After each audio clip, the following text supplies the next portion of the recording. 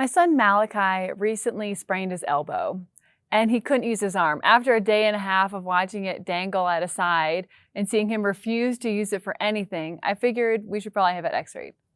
So I took him in, and after explaining what happened to the nurse, she then said, "Well, does it hurt now?"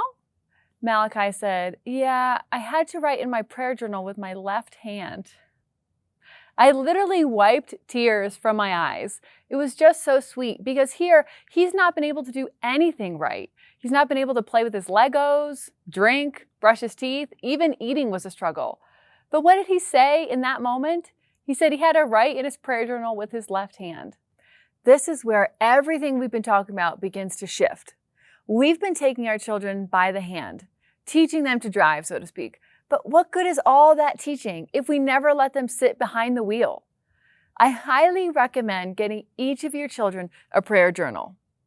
You can set it up in a number of ways to suit the age and interest of your children, but I want to show you two different ideas.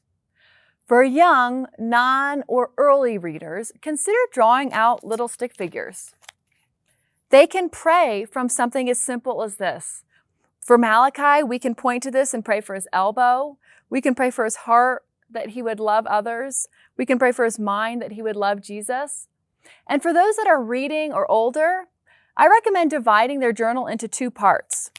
First, a prayer part, where they can pray for whoever they want, their city, their town, their friends. And the second part is a journal part, where they just write out their thoughts to God. But here's the thing, after we set up their journal and encourage them to pray, much of what they do after that needs to be on their own. We won't see it. And that's okay, that's kind of the point. We point them to God and they meet with Him on their own. My second oldest daughter had trouble with something recently. And after talking about it for a while, I then said, "Well, be sure to pray about it." And honestly, I was sort of buying time. I wasn't sure what to tell her.